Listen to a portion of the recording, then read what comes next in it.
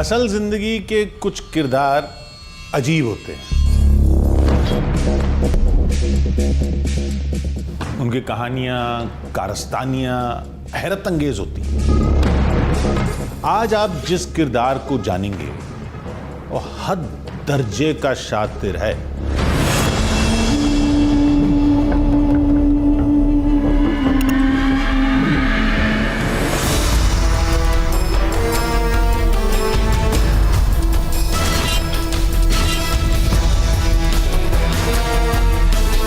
मात्र 17 साल की उम्र में उसने अपना पहला क्राइम किया। तो बहुत कूल, कैलकुलेटेड और बहुत शातिर है। इसका हथियार है phone. Sister, please understand.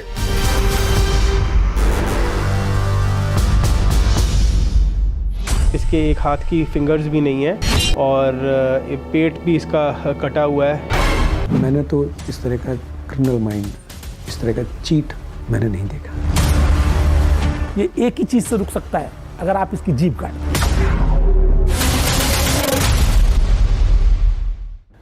FIR number 208 का आरोपी दुनिया के तमाम अपराधियों से अलग। मगर ताज्जुब की बात यह है कि 32 मुकदमों में आरोपी है ये, लेकिन एक भी आरोप इस पर आज तक साबित नहीं। सुकाश चंद्रशेखर उर्फ बालाजी की कहानी है ये। जमाने में नाम सुकेश चंद्रशेखर कुख्यात है।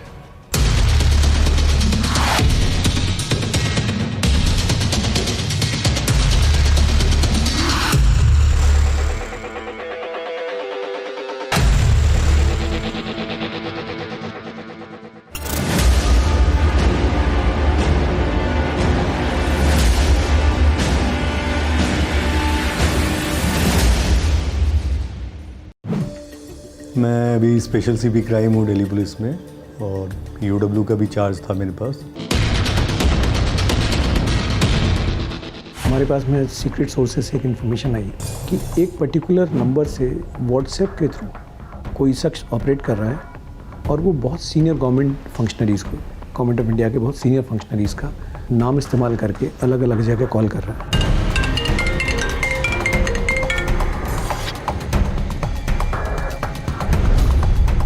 Hello Aditi ji.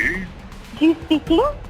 Yes, good afternoon. Ajay Kumar Bhalla this side, home secretary of India. इसमें जैसे जैसे जो परतें निकल के आती गई, उसमें और ज़्यादा हैरानी मुझे होती थी। Special cell anti terror agency है, हम लोग दूसरे तरह के केस नहीं देखते हैं, लेकिन इस केस में चूँकि सेंसिटिविटी बहुत थी, लिहाजा ये केस कंप्लेंट जो है हमारे पास आई जुलाई 2021 में। हम लोग उन व्हाट्सएप नंबर्स को रिजॉल्व कर रहे थे उनके एनालिसिस वगैरह के थ्रू, और जब कर रहे थे तो कुछ अंदाज़ हो रहा था कि कोई आदमी है जो शालीमार बाग के एरिया में बैठा ऑपरेट कर रहा है।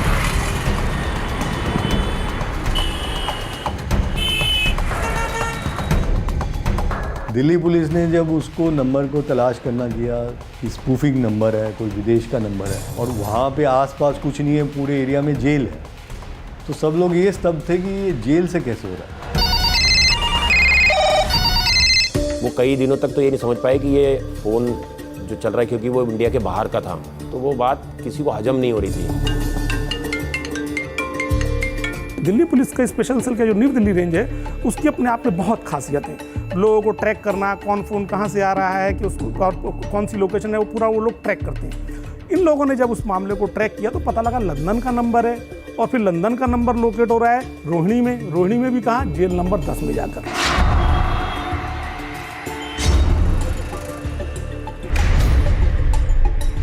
My dear sister, listen to me. Yes, tell me, my dear Before brother. I need at least minimum of something above 50, 75, something like that. Not exact 50, it should be above 50. Definitely 70, 75, something like that.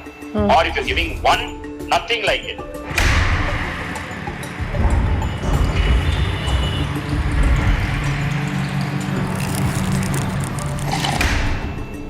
Social media applications का इस्तेमाल कर रहा है, साथ ही साथ crazy call एक software होता है, उससे स्पूफिंग कर रहा है, फ़ोन्स की स्पूफिंग कर रहा है, नंबर्स की स्पूफिंग कर रहा है। किसी का भी लैंडलाइन नंबर स्पूफ करके फ़ोन कर लेता है, किसी का मोबाइल नंबर स्पूफ करके फ़ोन कर लेता है। तो उस आदमी को हम लोगों ने ब्रॉडली आइडेंटिफाई कर लिया, ये आदमी कौन है। शुरू में एक केस स्पेशल सेल में दर्ज हुआ था, उन्होंने वो सब निकाल के दिया कि ये यहाँ से कॉल आ रही है जेल के अंदर। जेलों में 3 तरह के लॉजिंग अरेंजमेंट होते हैं। एक तो होते हैं हाई सिक्योरिटी वार्ड, जिनमें कि सीसीटीवी वगैरह लगे हुए होते हैं, और हर एक प्रिजनर के ऊपर अलग से स्टाफ का वो होता है, या इस तरीके से वो वहाँ पे सर्विलेंस होती है कि उसकी जो भी एक्टिविटी होती है वो आपको नोटिस हो जाती है, अनलेस कि आप साथ मिले हुए हो। सबसे इम्पोर्टेंट एस्पेक्ट था वो सुकाश की आइडेंटिफिकेशन का था, कि एक आदमी जिसके बारे में हम अंदाज़ लगा रहे थे या ये शक हो रहा था कि कोई शालीमार बाग के एरिया में बैठा हुआ आदमी है, तो उसकी जब पैटर्न स्टडी की तो उससे पता चला कि ये आदमी एक पर्टिकुलर टाइम पर शालीमार बाग से निकल के एयरपोर्ट गया और एयरपोर्ट से साउथ इंडिया गया। तो जेल के इनमेट्स का हमने मोमेंट चेक किया कि इन डेट्स में कौन सा ऐसा आदमी था जो रिलीज़ हुआ और रिलीज़ होके साउथ गया हो, तो वो एग्जैक्ट सुकाश से मैच करता था। रोहिणी जेल को जेल नंबर 10 कहा जाता है, और 10 के वार्ड नंबर 3 और बैरक नंबर 204 में इसे बंद किया गया था। 204 से बैठकर मैक्सिमम खेल इसने किया। वो कॉन्फिडेंट था जब उसने 200 करोड़ जो है उनसे एक्सटॉर्ट कर लिए बाहर वालों से, तो उसमें एक कॉन्फिडेंस आया कि मैं इतने पैसे रख के भी क्या करूँगा, 200 करोड़ एक चीज़ अलग होती है। तो उसने ये पैसा फेंकना शुरू किया। पता चला कि ये स्पूफ कॉल करके हर एक इम्पर्सनेट करता था, ये जुडिशरी को इम्पर्सनेट करता था, ये गवर्नमेंट फंक्शनरी को इम्पर्सनेट करता था, आवाज़ें बदलता था, इस तरह से बदल के फ़ोन करता था। I'm sure you have been told even in before that there is certain right time for things to be done. So Mr. Anup will definitely tell you. I will also take this request to the Honorable Home Minister. Call spoofing जो है, जब आपका phone है और कोई call कर रहा है तो उस पर एक नंबर डिस्प्ले होता है। अगर वो नंबर और किसी आदमी का डिस्प्ले होता है तो उसको हम कहते हैं कॉल स्पूफिंग। जैसे कॉल आप कर रहे हैं किसी को, आपका नंबर कुछ है लेकिन उस पर डिस्प्ले हो रहा है सपोज होम मिनिस्ट्री का नंबर रिसीवर के फ़ोन पे। नाउ इसके कई सॉफ्टवेयर भी हैं और ऐप्स भी अवेलेबल हैं। अगर आप गूगल पे जाओ और गूगल पे जाके क्वेरी करो कि कॉलर आईडी स्पूफिंग, तो आपको बहुत सारी वेबसाइट मिल जाएंगी। 7 अगस्त को एक कंप्लेनेंट लेडी इसी कंप्लेंट के मुतालिक हम लोगों ने आइडेंटिफाई की और उन्होंने हमको कंप्लेंट दी। उन्होंने कहा कि उनसे एक्सटॉर्शन हो रहा है, उनके हस्बैंड किसी लीगल प्रॉब्लम में हैं या लीगल केस में फंसे हुए हैं और उनसे एक्सटॉर्शन किया जा रहा है। उन्होंने एक कंप्लेंट दी हमें। It was a part of that inquiry, चूँकि कंप्लेंट हमारे पास एक इंक्वायरी हम लोग ऑलरेडी कर रहे थे इस तरह की। इनकी कंप्लेंट पे फिर हमने एक फॉर्मल केस रजिस्टर किया।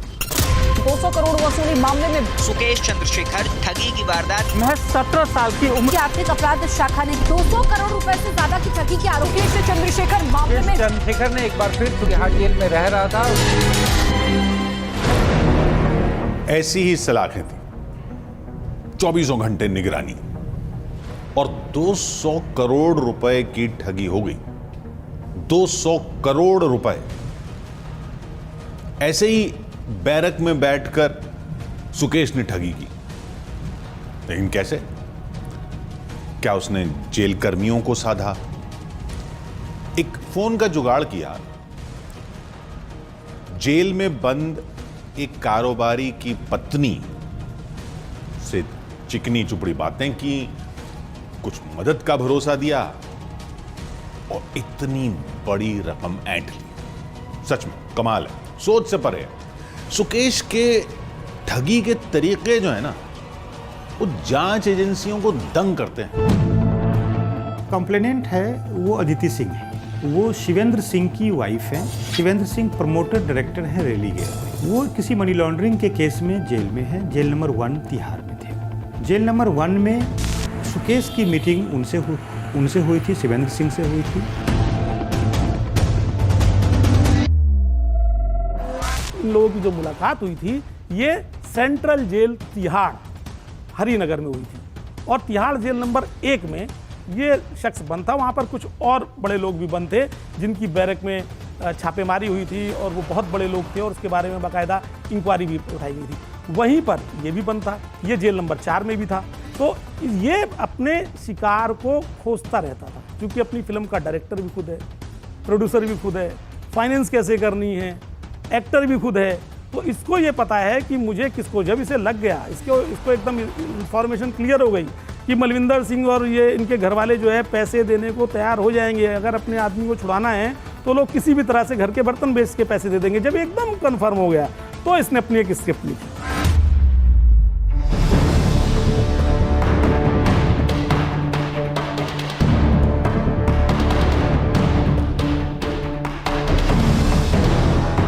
अनफॉर्चुनेटली इसको कुछ एक्सेस मिली जेल में, फ़ोन की एक्सेस मिली। वहाँ पर एक ऑफिस था जो दिया गया था शिवेंद्र और इसको जो जेल में थे, उनका ऑफिस यूज़ ये कर लेता था। उसको यूज़ करके इसने ऑफिस को यूज़ करके और इंटरनेट को यूज़ करके इसको अपॉर्चुनिटी मिली है देखने की कि क्या चल रहा है, किस आदमी को जेल में है, कौन आदमी बाहर है, कौन आदमी अमीर है। उनको यही झांसा दिया गया था कि सिस्टम को ये मैनेज करेगा और उनके केसेस में उनको कुछ हेल्प हो जाएगी, या उनको ये कहा कि भाई सरकार को इनकी ज़रूरत है, अभी कोविड चल रहा है, ये रेनबैक्सी तो पहले बहुत बड़ी मेडिकल फर्म थी, तो आप लोगों के लोग आएंगे तो वो हॉस्पिटल्स में मदद कर पाएंगे, सरकार की मदद कर पाएंगे। झांसा मतलब अलग अलग तरह के झांसा। उनको कभी ये नहीं लगा कि भाई ये हमें चीट कर रहा है। बाद में इसकी डिमांड बढ़ती गई नहीं, और चाहिए, ये तो कम पड़ गए, और चाहिए। यार, I'm just telling you, there's no point of arguing right now. So the only thing I'm saying to you is that we are people with ethics. We are people who care about your well-being. So that is the reason I'm telling you again and again. You will be able to pay because we know the truth. But I don't know the truth, na. I'm to been grappling with the truth and asking you. If you don't know the truth and you have trusted us and done everything. पर मैं कब तक ही सेंग करती रहूं? उसके बताए गए plan के हिसाब से कभी यूपी का इलेक्शन है, कभी ये सर पे है, छोटे साहब नाराज हो रहे हैं, वो सेकंड इन कमांड, हाँ जो एग्जैक्ट वर्ड यूज है वो सेकंड इन कमांड जो है वो नाराज हो रहे हैं। वो कह रहे हैं कि अभी यूपी सर पे है, तुम अभी तक ये पैसे नहीं है, 20 करोड़ जल्दी से ये करो, फिर ये सर पे आ गया, फिर वो सर पे आ गया। मतलब अलग अलग प्रकार की कहानियाँ हैं उसके अंदर, और गोल वही है कि उनसे पैसे एक्सट्रैक्ट किए जाए, और उसके ऊपर प्रॉमिस था कि वो उसका बेल रिलीज फाइनली ये सब चीज़ें मैं कराऊंगा।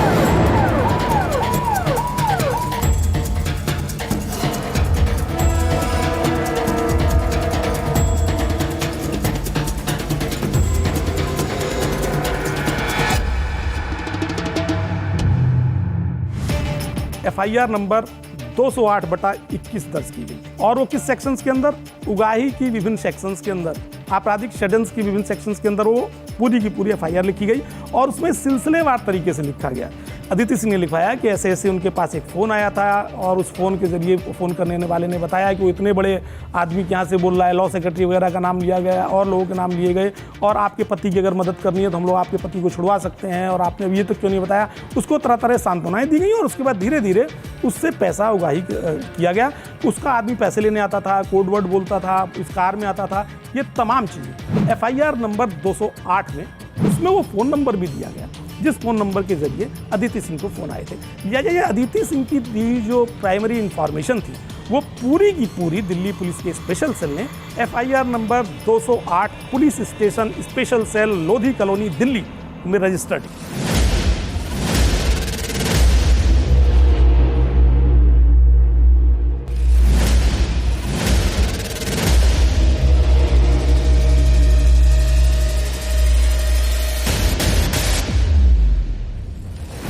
काफ़ी सेंसिटिव केस था, क्योंकि जो FIR आप पढ़ेंगे इस्पेशल सेल की, उसमें बहुत सारी चीज़ें ऐसी लिखी थी जो उसको लेके सुकेश पे बहुत सारे सवाल खड़े होते कि उसने इतना हाई प्रोफाइल काम कैसे कर दिया और PMO तक के उसने नंबर से स्पूफिंग करके कैसे। तो इसी वजह से ये केस आप खुद सोच सकते हैं कि कितना ज़्यादा हाई प्रोफाइल था, कि एक चीटर के केस में, हालांकि चीटर से बड़ा चीटर है तो वहाँ ठगे, इतना चीटर तो शायद हमने तो अपने करियर में नहीं देखा। कोई नटवर लाल के बारे में किस्से जरूर सुने थे, लेकिन इसीलिए इस केस को इतना गंभीरता से लिया गया और इसकी गोपनीयता को इसलिए बनाए रखा गया। ये केस शुरू कैसे हुआ उसके बारे में मैं बताना चाहूँगा आपको कि एक और कैरेक्टर हैं इसमें, जो विक्टिम हैं उनके रिश्तेदार हैं, उनके ऊपर ईडी का एक बड़ा मामला चल रहा था। और जब ईडी ने उसकी इन्वेस्टिगेशन शुरू की तो उसमें लगा कि वो इतना पैसा निकाल के इसको विक्टिम को क्यों दिए जाते हैं।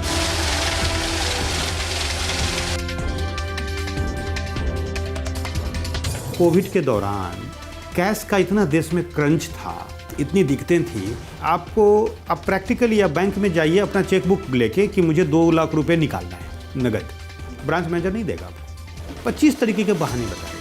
बोलेगा मेरी बेटी की शादी है, मुझे ये करना है, मुझे वो करना है, बोलेगा मुझे शादी का कार्ड दो, फिर बोलेगा ब्रांच मैनेजर के खिलाफ एक एप्लीकेशन लिखो, फिर ब्रांच मैनेजर को to the branch manager so and so give me permission to withdraw so and so, उसके साथ बेटी की शादी का कार्ड आप स्टेपल करते हो, फिर वो अपने किसी को फ़ोन करके पूछता है, फिर सैंक्शन करेगा, तब आपको कैशियर 2 लाख रुपया देगा या 5 लाख रुपया देगा। जब देश वो कैश क्रंच फेस कर रहा था, जहां बैंक 2-2 लाख रुपया देने से पहले वो DGM से परमिशन लेता था ब्रांच मैनेजर, बैंक आपको 25 तरकीब बताएगा, मैडम कैश क्यों चाहिए आपको, आप ये चेकबुक ले जाओ, आप ये UPI ले जाओ, आप फलाना ले जाओ, आप नेट बैंकिंग ले जाओ, पासवर्ड ले जाओ, कैश क्यों चाहिए आपको। तो उस दौरान आप 200 करोड़ रुपया डिलीवर कर रहे हो। जब पूरा मुझे लगा 200 करोड़ एक बैंक के ना पूरे एक रीजनल ऑफिस में नहीं होते थे उस समय।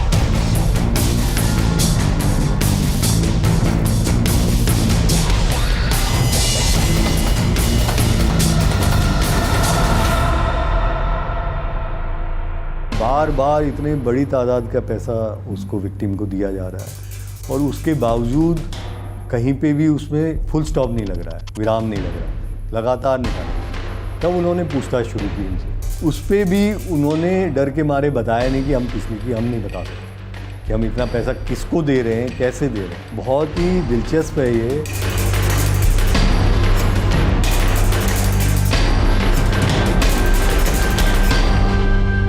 200 करोड़ या 210 करोड़ उन्होंने बैग में कैश दिल्ली के अलग अलग लोकेशंस में, जंगपुरा में, भोगल में, सिविल लाइंस में, कनॉट प्लेस में, अलग अलग लोकेशंस में, as per instruction received on phone, she kept on delivering the cash time to time.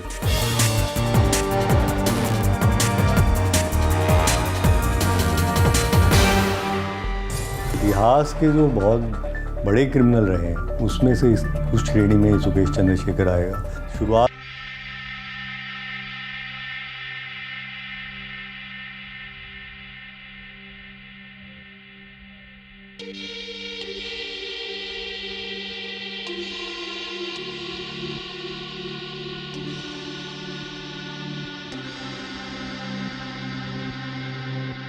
है कि वो ना कर ही नहीं पाते हैं। उनको लगता है अगर इसको ना कर दिया तो पता नहीं हमारे साथ क्या कर देगा।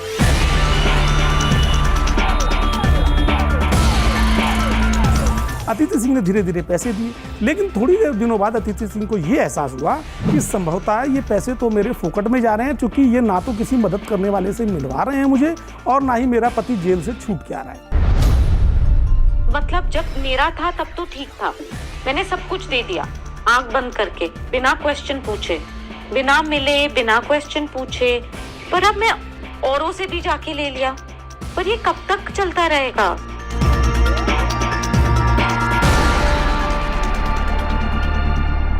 $200 करोड़ रुपए खर्च करके गवर्नमेंट के सीनियर ब्यूरोक्रेट को 200 करोड़ रुपए आप दे रहे थे, ठीक है, कि वो पैसा किसी पॉलिटिशियन को पहुंच रहा है और वो पॉलिटिशियन मुझे, मेरे पति को बाहर निकालने में मदद करेगा। यही केस है ना बेसिकली। वो आपका मिसफायर हो गया कि पैसा ना वो ब्यूरोक्रेट को पहुंचा, ना वो कोई पॉलिटिशियन को पहुंचा, ना आपके पति बाहर निकले।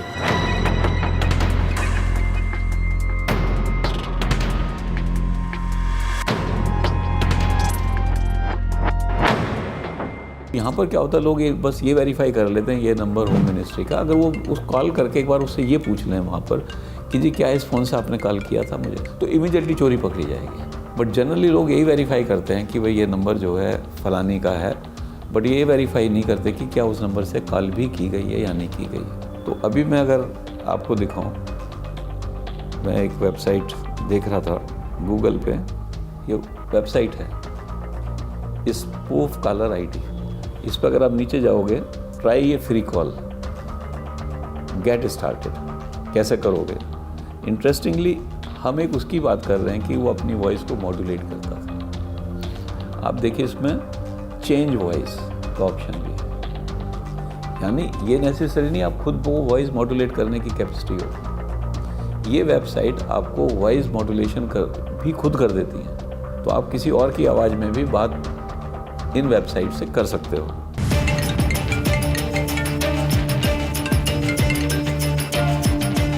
इसका हथियार है फ़ोन। अगर इसका फ़ोन नहीं है इसके पास, फ़ोन के प्रति, फ़ोन से इसका बिल्कुल दूरी कर दी जाए, तो ये फिर जेल के अंदर से कुछ नहीं कर सकता। तो अगर फ़ोन पे सख्ती चलती रहती है तब तक ये इसकी गतिविधियां जो है जेल के अंदर कंट्रोल में रहती हैं। जैसे इसके पास फ़ोन आया है, किसको फ़ोन करेगा, क्या करेगा, किसको फिर से बेवकूफ़ बनाएगा और किसको टेरराइज़ करेगा, कुछ नहीं कर सकता।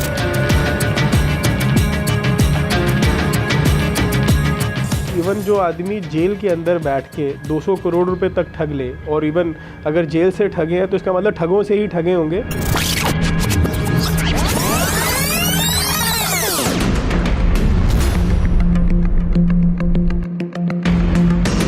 सुपरिटेंडेंट को 60 लाख पर मंथ, डिप्टी को 30 लाख पर मंथ, किसी को 15 lakh per month, 5 lakh per month, समझिए ना, 30,000 पर मंथ, 15,000 पर मंथ तक का उसमें रैंक वाइज डिस्ट्रीब्यूशन है। ये हम नहीं कर रहे, ये स्टेट कर रही है, और स्टेट ने कोर्ट में प्रॉमिस भी किया था कि हम इस पर जांच कर रहे हैं, और एज ऑन द डेट 105 लोग उसमें बुक्ड हैं।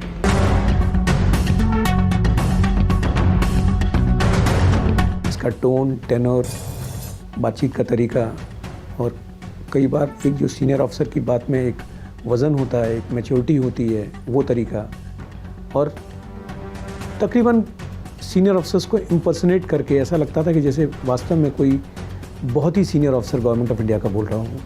ये बिल्कुल उसी तरह से बात करता था। Hello Aditi ji. Ji speaking. Yes, good afternoon. Ajay Kumar Balla this side, Home Secretary of India. Is this a good time I can talk to you? जी, सुकेश में एक तो इसको टेक्नोलॉजी की नॉलेज है, एटलीस्ट वर्किंग नॉलेज है। फॉर एग्जांपल इंटरनेट पे जाके find कर लेता है कि स्पूफिंग कैसे होती है, फ़ोन स्पूफिंग, मॉड्यूलेशन वॉइस के जो सॉफ्टवेयर आते हैं उनको कैसे यूज़ करना है। बाकी जो और ठगों में होता है कॉन्फिडेंस, एंड सेकेंडली जिस आदमी को ठगी करनी है उसकी नीड, इसका यूज़ और ठग भी करते हैं और सुकेश भी करता है। 200 करोड़ एक्सटॉर्शन स्कैम जो अदिति सिंह जिसमें कंप्लेनेंट हैं, शिविंदर सिंह की वाइफ, उसमें आरोप ये लगता है कि सुकेश चंद्रशेखर ने कॉल स्पूफिंग करके लॉ मिनिस्टर बन के बात करी, मिनिस्ट्री के और आला अधिकारी बन के बात करी, पीएमओ ऑफिस तक का नाम इन्वॉल्व हुआ, पीएम केयर्स फंड में भी कुछ पैसा डलवाया गया। तो ये 200 करोड़ एक्सटॉर्शन स्कैम की मेन कंप्लेंट है। उस लेडी को एक ऐसे रियम में, एक ऐसे एग्जिस्टेंस में लेके गए वो फ़ोन कॉल्स कि उनको लगा कि ये जेन्युइन फ़ोन कॉल है, और उस फ़ोन कॉल के मद्देनज़र रखते हुए उनसे 200 करोड़ का एक्सटॉर्शन हुआ। ये इन्फोर्समेंट डायरेक्टरेट का केस है। अब एक्सटॉर्शन क्यों हुआ? क्योंकि वो लेडी के हस्बैंड अंदर थे, जेल में थे, और उनको जेल से निकालने के लिए और उनको और काम देने के लिए, उनके फार्मास्यूटिकल इंडस्ट्री को और काम देने के लिए सेंट्रल गवर्नमेंट के बिहाफ पे ये फ़ोन कॉल्स आते थे।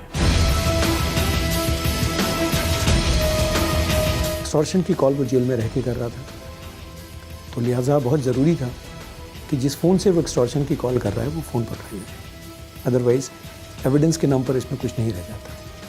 That is the only piece of evidence which would have connected Sukesh Chandrashekhar with the crime that he was committing.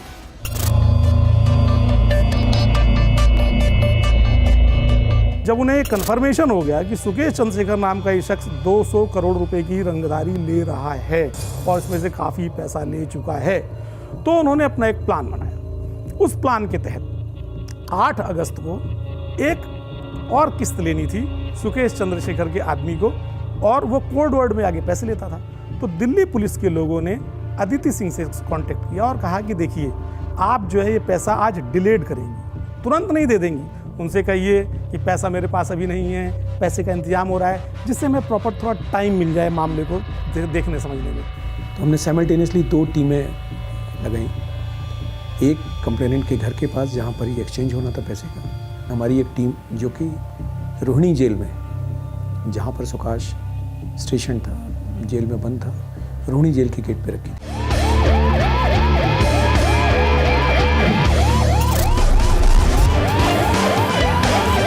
रात में रेड करने का जो रीज़न था यार, कंप्लेनेंट को हमने कॉन्फिडेंस में लिया था कि आप थोड़ा सा डिले कीजिए इसको, सो दैट दिन में जेल में कई बार कैदियों की आपस में खोल दिया जाता है, कैदी दिन में मूवमेंट भी करते हैं। तो अगर दिन में मूवमेंट करेंगे तो दिल में अगर कैदी पे रेड करेंगे तो वो अपना मोबाइल वगैरह फेंक सकता है या छुपा सकता है, काबू नहीं आ सकता है, या वहाँ पे कोई ना कोई रकस क्रिएट कर सकता है। पुलिस के लिए एक ऑकवर्ड या जेल ऑफिशियल्स के लिए एक ऑकवर्ड सिचुएशन, हिंसात्मक सिचुएशन क्रिएट हो सकती है।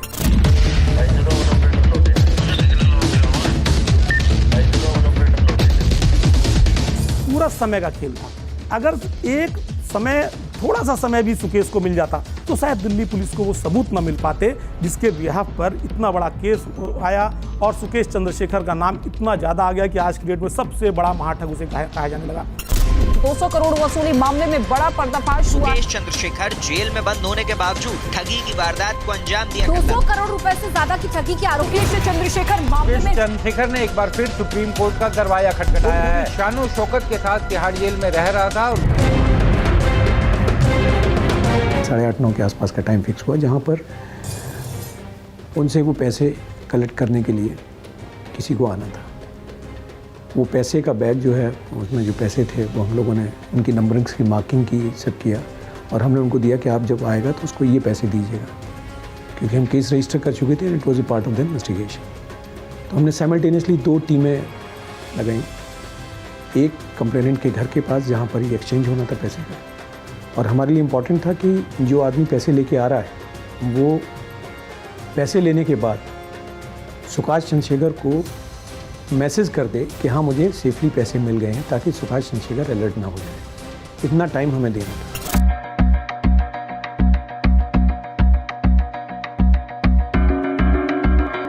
उन्होंने तय किया कि हमारे पास जो इन्वेस्टिगेशन के लिए जो मनी आई हुई है, इन्वेस्टिगेशन मनी 3 लाख रुपए के लगभग थी, ये पैसा हम उसके सुकेश के आदमी को देते हैं और बीच में हम नकली नोट लगा दें, यानी चोर के भी मोर लगाने वाली बात थी।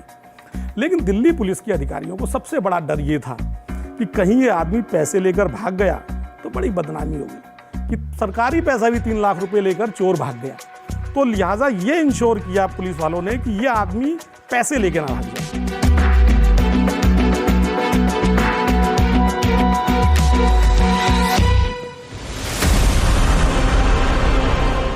एक्चुअल में क्या था, वो लोग anti terrorist squad special cell के लोग थे। इसका पीछा वहाँ से शुरू किया जहाँ से ओके दे दिया गया कि हाँ अब टाइम हो गया, अब इसको चेज करके पकड़ लो। तो जो ये फिल्मी कहानी है, इसका एक पार्ट है, लेकिन दूसरा पार्ट वो और भी इंटरेस्टिंग है।